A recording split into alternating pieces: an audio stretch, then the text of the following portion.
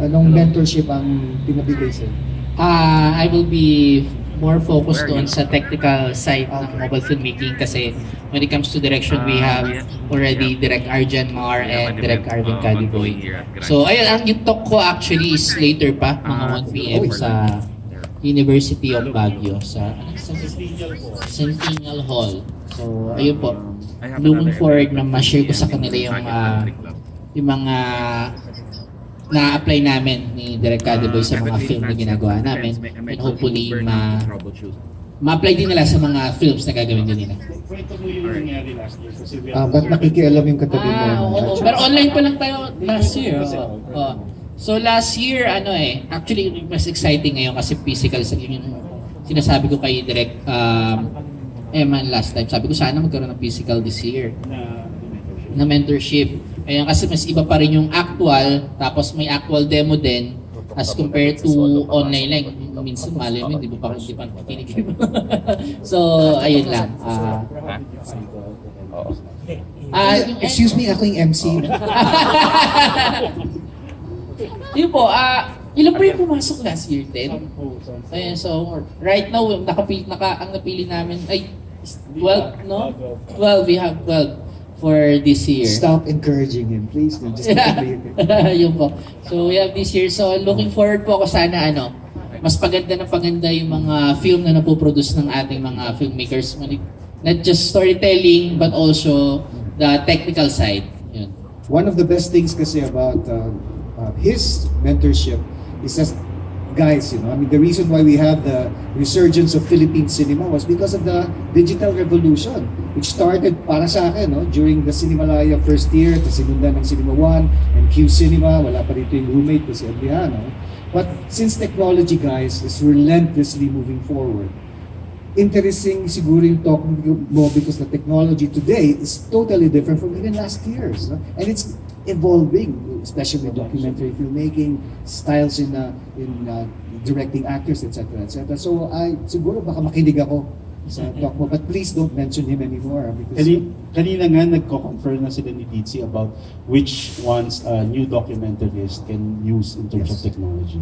So Tris, I hope a lot of my students, because most of my students are here so they can attend. So Pao, ano yung sa'yo naman? Ano yung...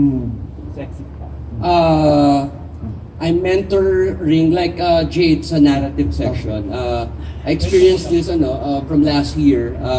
Just to underline, yung mga produkto last year ng Montañosa, they were actually really, really good. They were so good, they actually traveled na in film festivals. Which is not the end goal of any filmmaking, no? It should be about the product itself and expressing yourself muna. However, gusto ko lang i-underline na super successful last year.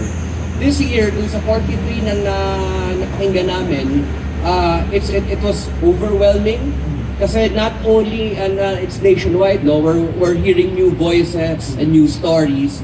Ang maganda this year, they're really all good. Na ang hirap mamili.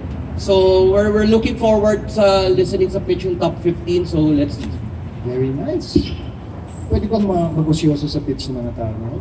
It's open to the public. It will be online.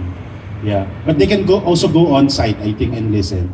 Well, one of the best things about Montañosa is hindi nila pinabayaan one of my favorite styles of filmmaking, documentary filmmaking. Because guys, ngayon pag iniisip mo na yung documentary Jessica Soho, etc., etc., you don't realize that the best documentaries in the world actually are more effective than feature film. Sorry guys. Pero if you watch a documentary and you cry, that means it has touched your soul. Ang gusto ko tanungin kay Ditsy, aside from the usual shite na I ask people, ano yung mga topic na naririnig mo from the people pitching for you? Ano mga issues? There actually, a lot of them are very personal stories. Nakakatuwa.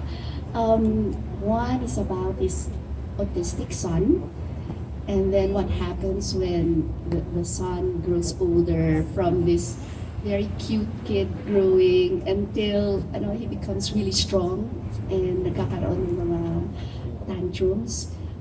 Another interesting one is about this this girl who finds out na yung akala niyang nanay ay hindi niya pala nanay. Oo. So may nanay siya pero may mommy din siya.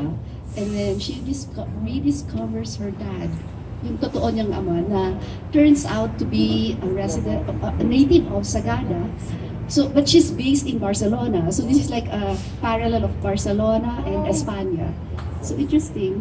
But the thing about the pitches that we're hearing now, naaliw ako kasi this time, we required people to come up with a trailer. At nagulat sila kasi sa narrative, hindi naman siya madaling gumawa ng trailer, no? Even when you don't have the grant yet. Pero sa documentary, required siya.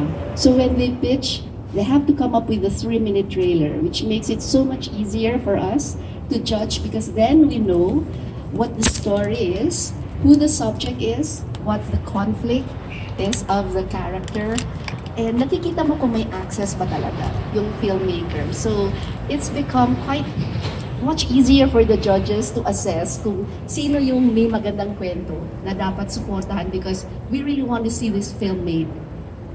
That sounds beautiful, guys. Because if you notice, what Ditzy mentioned is when you're trying to, evaluate the film, tatlong bagay yan eh. Ano yung tema? What are the issues that's put on the table ng conversation ng pelikula? Number 1. Number 2, paano siya magkwento? The storytelling style, how does he approach characters, how do you approach the material, etc. And the third is the cinematic approach, the visual language, editing, the music, etc. etc. Ang maganda ng ginawa niyo is at least you have a sampling na kaya niya. I remember very well in Sinimalaya, ang daming magagandang entry. Nagkakaigi lang, for example, if there are 2 entries na equal, is we ask them, anong previous experience mo in filmmaking? Have you made films when you were in school? Did you join the Gawats, etc.? And it's there na, okay, maybe we should give this kid the grant because may mata siya and things like that. So that's a very good strategy on the part of Montañosa. Very nice, Ditzy. How about you, Nico? Right now, I'm with Ditzy, mentoring the docu pictures. No? Tomorrow, actually, we will be doing the pitches. We will be seeing and listening to their improved pitches. Kasi what's really good also is may mga levels siya of pitching. First time, we see it, and then the second time, they can improve it even more. So, mas nakikita talaga. And just to add, dun sa mga sinasabi ni Jade kanina na meron tayong mga finalists coming from this place, and then meron kaming sa Barcelona, sa Spain, right? And then, we also have historical stories. Say, for example, there's this picture from Laguna, tapos, merong construction na ginagawa dun sa isang historical site. And imagine how much effect it can give to the audience, no? As a community, how important that place is. Kaya ginagamit niya yung documentary na to tell that story. May tanong lang, since we're still with you guys at Docu, walang nag-pitch ng political issues? Kasi I noticed that yung Gawad CCP usually, for the past few years, laging may EJK, may, wala ba ngayon? So more personal? I think there are a couple. One is about an urban poor woman who lives in San Roque and what it's like when you have there's a lot of, di ba yung North Triangle? Yes. Nung binuo yun, they were demolished. So lumipat sila. So tungkol ito sa isang maralitang ina. Yun yung maalala ko. Can you remember anything else? That documentary also from Laguna is kind of political. Kasi it's a fight between a private citizen and the government. No, how they can actually preserve that site. So parang nakikita natin na how this person can actually succeed fighting with a giant. No? So yun, medyo political that one. Because I noticed then some of the best documentaries lately is yung laban ng development or overdevelopment between tradition and dito ka lumaki and all of a sudden displaced ka and all of that. So Nick, now that you've heard what this year's batch of mentors are doing, what are your hopes for this new batch of filmmakers? Congratulations sa mga filmmakers na pero wala akong nadidinig na anyone interested in the management film or marketing films. Kasi ito po, personal ko naman. Palagi kong sinasabi sa mga lahat ng ginagawa natin pang-award. Parang walang pang-Pinoy. Ibig sabihin niya para maging sikat tayo o para maihatid sa tao yung kanya. During my time, they were doing 250 films a year. It was an industry. Wala ako nadidinig na interesado sa industriya ng pelikula. Sa paggawa, marami. Sa husay, mahusay. Marami. Intellectual, marami. Parang lahat tayo nagtuturo. Pero what about film that can cater and that can be a good business? Up to now, sa Amerika, tingnan niyo mga pelikula na nasa Netflix. Kumikita.